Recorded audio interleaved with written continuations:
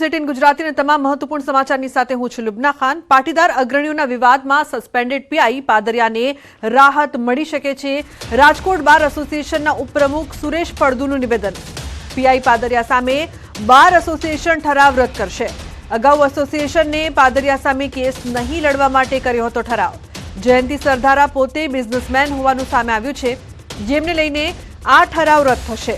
સોમવારે બાર એસોસિએશનની બેઠકમાં ઠરાવ રદ કરવા બાબતે થશે ચર્ચા।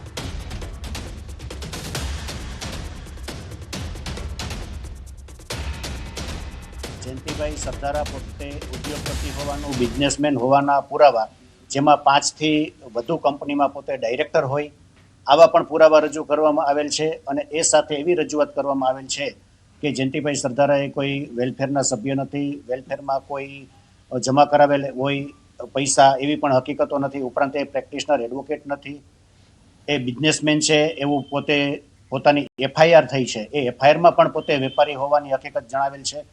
ત્યારે જ્યારે પોતે વેપારી હોવાનું એ સ્વયં પોતે કહેતા હોય ત્યારે આવા કિસ્સામાં સામાન્ય રીતે ઠરાવ કરવો ન જોઈએ અને ઠરાવ જે થયેલો છે એને ફેર વિચારણા કરવી જોઈએ અને ફેર વિચારણા કરી અને આ ઠરાવ રદ કરવો જોઈએ। તો આઈપીએસ કરણરાજ વાઘેલાની મુશ્કેલી વધી શકે છે। કરણરાજ વાઘેલા સહિત 5 સામે સમન્સ કાઢવા હુકમ। 4 વર્ષ પૂર્વે ભાવનગરના વેપારીને માર મારી વડોદરા લાવ્યા હતા। સીસીટીવીએ પોલીસ કર્મીઓની મુશ્કેલી વધારી છે। કમ્પ્યુટર એન્જિનિયરનું અપહરણ કરી માર મારવામાં આવ્યો હોવાનો આરોપ છે। 4 વર્ષ પૂર્વે ખાનગી વાહનમાં ધસી જઈ દુકાનમાં ઘૂસીને માર્યો હતો ઢોરમાર। તો 5 લોકો દ્વારા માર માર્યા બાદ કરાયું હતું અપહરણ। આરોપીમાં માંજલપુર પોલીસ સ્ટેશનના તત્કાલીન PSI Shelana, head constable Thakor Amardeepsinh Chauhan, Mehuldan ગઢવીનો પણ સમાવેશ। આઈપીએસ કરણરાજસિંહ વાઘેલા સહિત તમામ આરોપીઓ સામે 12 ડિસેમ્બરે સમન્સ ઇસ્યુ કરવા કોર્ટનો હુકમ છે। વડોદરાના ચીફ જ્યુડિશિયલ મેજિસ્ટ્રેટ દ્વારા તારીખ 11/11ના રોજ ઉપરોક્ત જણાવેલ કલમ હેઠળના ફોજદારી ઇન્ક્વાયરીને મંજૂર કરી અને આરોપીઓની સામે ગુનો કેસ રજીસ્ટર કરવાનો હુકમ કરવામાં આવેલો હતો। વધુમાં આ કામના આરોપીઓ સામે 447, 504, 506 સબક્લોઝ 2, 325, 323, 327, 341, 342 અને 114ના સબબ ગુનામાં ફોજદારી કાર્યનીતિ અધિનિયમ 2004 મુજબ તારીખ 18/12/2024ના રોજ સમન્સ ઇસ્યુ કરવામાં હુકમ કરવામાં આવેલ છે। જેના અનુસંધાને નામદાર કોર્ટે પોલીસ પાસે ચાર્જશીટની પણ માંગણી કરેલી છે।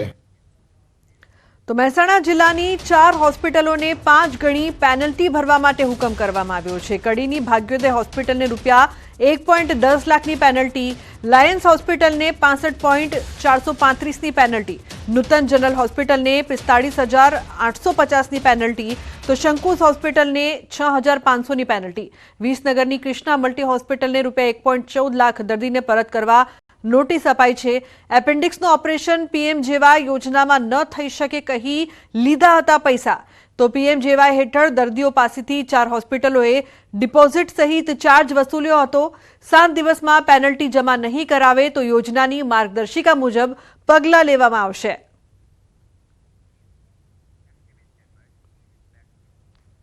अन्य समाचार राजकोटથી ई केवायसी सेंटरનો વિડિયો વાયરલ થયો છે। મહિલાઓને હેરાનગતિ થતો હોવાનો વિડિયો વાયરલ થયો છે।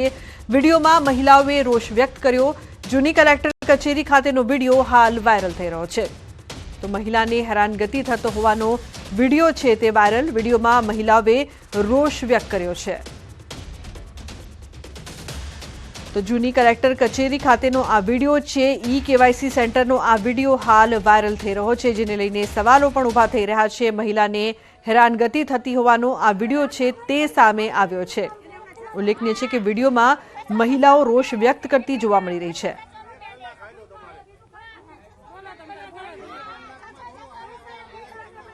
તો જોઈ શકાય છે કઈ રીતે ई केवायसी સેન્ટરમાં મહિલાઓ ભેગી થઈ છે અને રોષમાં જોવા મળી રહી છે। હાર્દિક જોડાયા છે ફોન લાઈન પર વધુ માહિતી માટે। હાર્દિક, શું છે સમગ્ર મામલો? કેમ મહિલાઓ આટલી રોષિત? મહિલાઓનો આક્રોશનું કારણ છે તેમને જે સમસ્યાઓ પડી રહી છે ત્યાં સમય જે ઈ કેવાયસી માટેનો છે તે માત્ર 11 થી 2 વાગ્યા સુધીનો છે। આટલા ઓછા સમયમાં જે છે એ સમય રાખવામાં આવ્યો છે। બીજી તરફ અરજદારોની સંખ્યા હોય છે તે 500 થી વધારે હોય છે।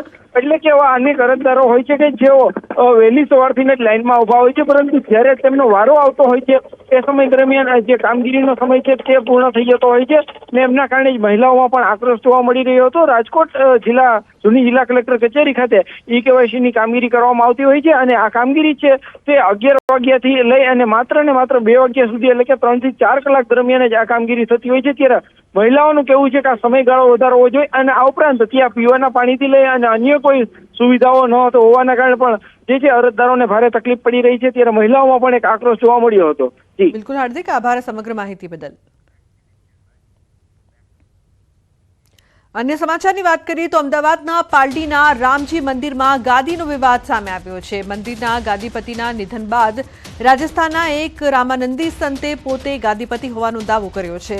અમદાવાદમાં સ્વામી સરસ્વેશાચાર્યને માહિતી મળતા તેમણે પોલીસ પ્રોટેક્શન માંગ્યું છે, જેને જોતા રાજસ્થાનના સંતના રામજી મંદિરમાં પ્રવેશબંધી અંગે બોર્ડ લગાવી દેવાયા છે અને મંદિર બહાર મોટી સંખ્યામાં પોલીસ બંદોબસ્ત ગોઠવી દેવાયો છે. જે રીતે વિવાદ સામે આવ્યો છે સ્વામીજી, આ વિવાદ ઊભો થયો છે ગાદીને લઈને. રાજસ્થાનના જે આપે બોર્ડ પર લગાવ્યું પણ છે કે પ્રવેશબંધી છે, આ સંત મંદિરમાં નહીં પ્રવેશ. મારા ગુરુજીએ બંધ કર્યા.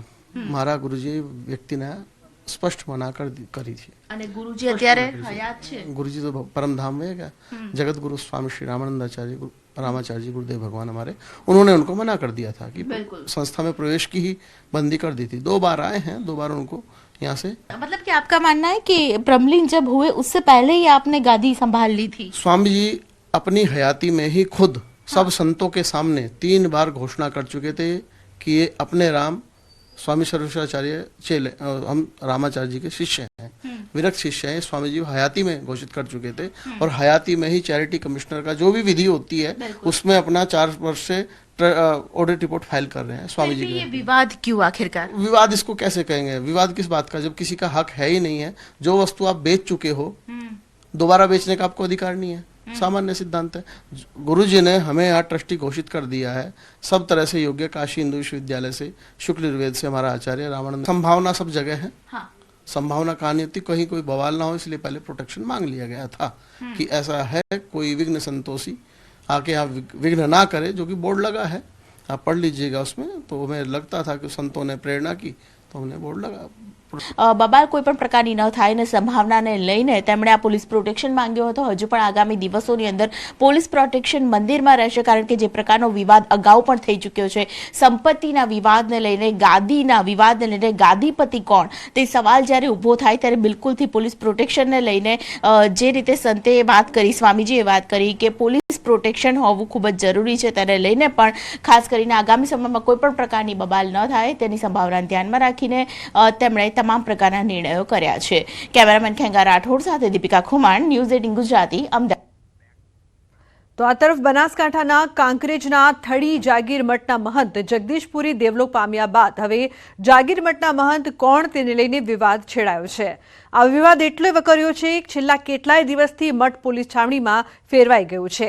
એક તરફ દેવ દરબારના મહંત બળદેવનાથ બાપુ સહિત થરા જાગીરદાર સ્ટેટ દ્વારા શંકરપુરી મહારાજને ગુરુ ગાદી સોંપાઈ, તો બીજી તરફ થડી મઠ નજીક આવેલા ગામના લોકો દ્વારા શંકરપુરી મહારાજનો વિરોધ કરી કાર્તિકપુરી મહારાજને ચાદર ઉડાવતા વિવાદ વકર્યો છે.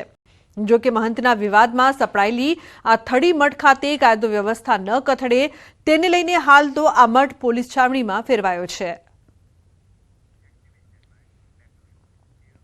અને સમાચાર જૂનાગઢથી. જૂનાગઢમાં ગિરનાર તળેટીના 3 મંદિરોના મહંતનો વિવાદ વકર્યો છે. દત્ત શિખર, અંબાજી શક્તિપીઠ તેમજ ભીડભંજન મહાદેવ મંદિરોમાં મામલતદારની નિમણૂક મુદ્દે મહેશગીરીના તંત્ર પર પ્રહાર. કહ્યું અંબાજી અને દત્તાત્રેય ટ્રસ્ટ જુદા છે, તંત્રએ અભ્યાસ કર્યા વગર નિર્ણય લીધો છે. અત્યારે આ વિવાદ તણખલા જેવો છે, પછી આગ ન બની જાય. અંબાજી અને ભવનાથના વિવાદમાં આ ત્રીજો વિવાદ તંત્રએ ઊભો કર્યો છે. વધુમાં કહ્યું કે જો તંત્ર નિર્ણયમાં ફેરફાર નહીં કરે તો કાનૂની કાગળો સાથે મારી વાત રાખીશ. આ વિવાદના પડઘા રાજસ્થાન, મહારાષ્ટ્ર સુધી પહોંચશે. તનસુખગીરી બાપુ બ્રહ્મલીન થયા બાદ વારસદાર માટે વિવાદ વકર્યો છે. તો અંબાજી મંદિરનો વિવાદ હજુ શમ્યો નથી, ત્યાં દત્ત શિખરનો વિવાદ પણ વકર્યો છે. તંત્રએ અંબાજી મંદિર, દત્તાત્રેય શિખર અને ભીડભંજન મંદિરનો કબજો લેતા વિવાદનો મતપૂડો છંછેડાયો છે. દત્ત શિખરમાં 2 ટ્રસ્ટીઓ હોવા છતાં તંત્રએ વહીવટદાર નિમ્યા હોવાનું સામે આવ્યું છે. હિમાંશુ ગિરી અને મહેશ ગિરી તેઓ બંને દત્ત શિખરના ટ્રસ્ટી છે તેવા પુરાવા તેમની પાસે હોવાનો દાવો કર્યો છે. તેઓ ગુરુ ગણપત ગિરીના 44માં શિષ્ય તરીકે વારસદાર હોવાનો દાવો કર્યો. તેમનું કહેવું છે કે તંત્રએ કોઈ પૂછપરછ કર્યા વગર વહીવટદાર નિમી દીધા. તંત્રના દાવાને ગેરકાનૂની ઠેરવ્યો છે. જ્યારે ગણપત બાપુની હયાતી હતી ત્યારે ગણપતગીરી બાપુનો હું શિષ્ય હતો, જેનું એને વીલનામું કરેલું છે. તેના મારી પાસે બધા પુરાવા છે. કઈ રીતના પુરાવા? શું આ રહ્યું વીલનામું. શું છે? કઈ રીતે તમને ટ્રસ્ટી બનાવ્યા? હા, કયા કયા મંદિર? શું ઉલ્લેખ કરેલો છે? કયા કયા ટ્રસ્ટી બનાવ્યા? હા, અંબાજી મંદિર, દત્ત શિખર અને નીલકંઠ મહાદેવ મંદિર, 3 મંદિર. અને આ જે વહીવટ તંત્રએ કાર્ય કર્યું છે તે ગેરકાયદેસર રીતે છે. અંબાજી મંદિરમાં 2 ટ્રસ્ટી હતા, તેમાંની એક ટ્રસ્ટીની અત્યારે હયાતી નથી, તો નાના પીર બાબા તરીકે હું હયાતી છે મારી, તો તેનો વહીવટ કરવાનો પૂરેપૂરો હક મને છે, જેની મને કોઈ પ્રકારની જાણ કરવામાં આવેલી નથી કે નથી સરકાર વહીવટ તંત્ર દ્વારા મને કોઈ પ્રકારની નોટિસ મળેલી નથી. તો દાહોદમાં ગેરકાયદેસર દબાણો પર થશે કાર્યવાહી. લીંબડીનગરમાં દબાણ દૂર કરવા અપાઈ નોટિસ. કાચા પાકા દબાણકર્તાઓને અપાઈ છે નોટિસ. 7 દિવસમાં જાતે દબાણ દૂર કરવા માટે નોટિસ. જાતે દબાણ દૂર નહીં કરે તો તંત્ર કરશે કાર્યવાહી. નોટિસને લઈને દબાણ કરનારાઓમાં ફફડાટ જોવા મળી રહ્યો છે.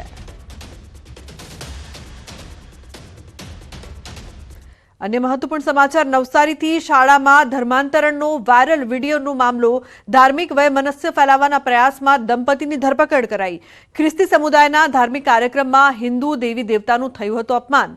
વિડીયો વાયરલ થતા હિન્દુ સંગઠનોમાં ફાટી નીકળ્યો હતો રોષ. જલાલપુર પોલીસ મથકમાં રામધૂન અને હનુમાન ચાલીસાનો પાઠ કરીને વિરોધ નોંધાવ્યો હતો. જે બાદ સરિતા નાસ્કર અને કમલ નાસ્કર વિરુદ્ધ ફરિયાદ બાદ ધરપકડ થઈ છે. સમગ્ર કેસની તપાસ એસઓજીને સોંપવામાં આવી છે. દંપતીના મોબાઈલ કબજે લઈને એફએસએલમાં મોકલવામાં આવશે. બારડોલી ગામના બાબલા ગામની અંદર એક સભા જેવું હતું કે જેની અંદર થોડી ધર્મ વિરુદ્ધની ટિપ્પણી કરવામાં આવેલી હતી, જેનો સોશિયલ મીડિયા ઉપર વાયરલ મેસેજ નવસારીની અંદર થયેલો, જેને લઈને જલાલપુર પોલીસ સ્ટેશનની અંદર ગુનો દાખલ કરવામાં આવેલો છે, લાગણી દુભાય તેનો. અને તેની અંદર સરિતા નાસ્કર અને કમલ નાસ્કર 2 વ્યક્તિઓની ધરપકડ કરેલ છે. સમાચારમાં હવે વાત કરીશું મહાઠગની.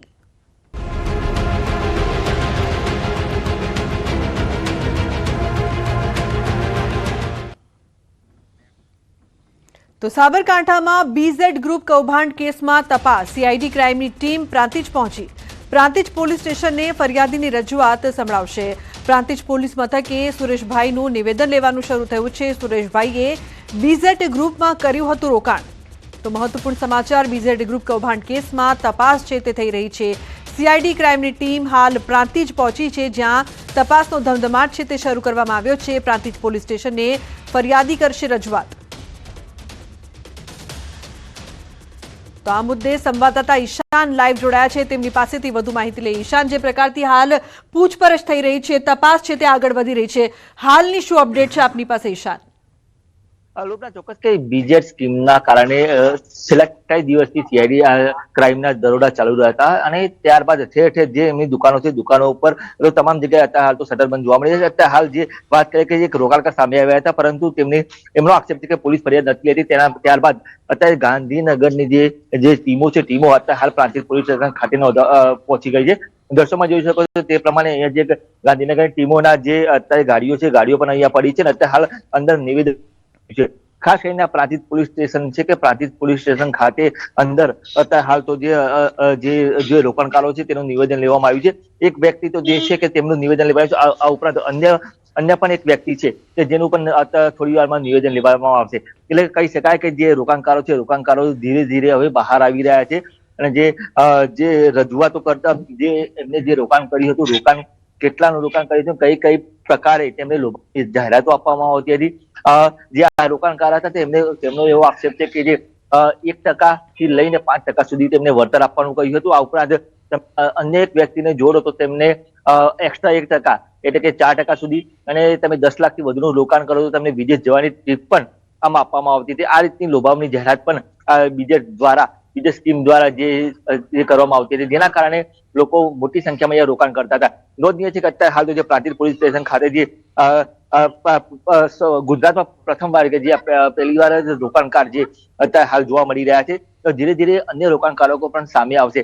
પરંતુ અત્યારે હાલ વાત એ છે કે જે પ્રાંતિજ પોલીસ છે તે રોકાણકારનો આક્ષેપ છે કે ફરિયાદ લેતી નથી. ત્યારબાદ ગાંધીનગર સુધી એને રજૂઆત કરીને ત્યારે ગાંધીનગરની ટીમો અહીંયા પહોંચી હોય તેવું પણ એવું જણાવી રહ્યા છે. જી લુબના.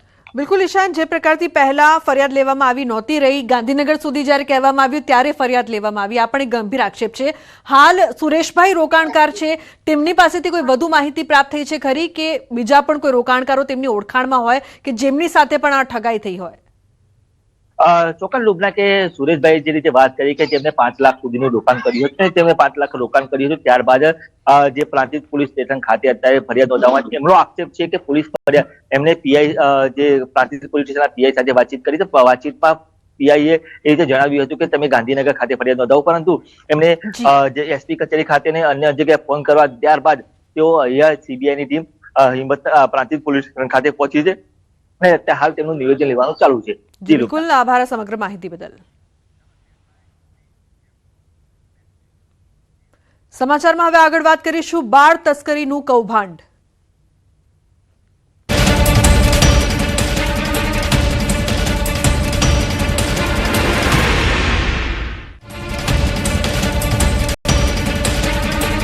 તો પાટણથી મહત્વપૂર્ણ સમાચાર, બાળ તસ્કરી મામલે દાટી દેવાયેલા બાળકની તપાસ તેજ કરવામાં આવી છે.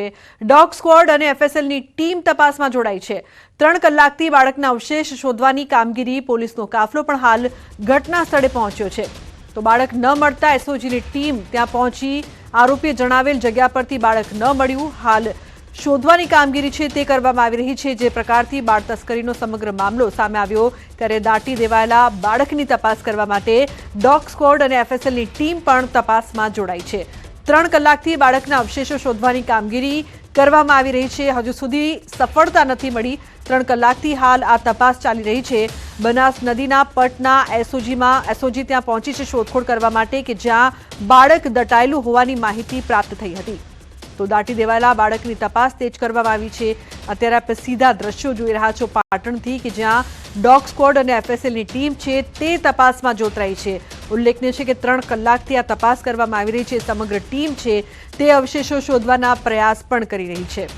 તો જે પ્રકારથી માનવ તસ્કરીનો મામલો સામે આવ્યો હતો બનાસ નદીના પટમાં, શોધખોળ અત્યારે જારી છે. પોલીસનો કાફલો ઘટના સ્થળે છે. હજુ સુધી કોઈ સફળતા પ્રાપ્ત નથી થઈ. તો હાલ એસઓજીની ટીમ ત્યાં પહોંચી છે, ડોગ સ્ક્વોડ પણ છે, એફએસએલની ટીમ પણ તપાસમાં જોડાયેલી છે. તો બાળકને દાટી દેવામાં આવ્યો હતો. દાટી દેવાયેલા બાળકની તપાસ છે તે તેજ. સંવાદદાતા અશરફ જોડાયા છે ફોન લાઈન પર વધુ માહિતી આપવા માટે. અશરફ, શું અપડેટ? બિલકુલ લુબના, સમગ્ર ઘટનામાં બાળક ક્યાંક સુરેશ અને શિલ્પા ઠાકોર દ્વારા જે બનાસ નદી છે દાદર ગામ જોડે ત્યાં દાટવામાં આવ્યો હતો તેવી ઘટના એસઓજીને મળે છે. એસઓજી લગભગ 12 થી 12:30 સમય દરમિયાન નદીના પટમાં પહોંચી જાય છે અને ત્યાં જે આરોપી દ્વારા સ્થળ બતાવવામાં આવે છે ત્યાં ખોદકામ શરૂ કરે છે, પરંતુ સ્થળ પરથી એસઓજી પોલીસને કંઈ જ હાથ નથી આવતો, એટલે કે જે સ્થળે ખોદે છે ત્યાંની. જી, આભાર સમગ્ર માહિતી બદલ.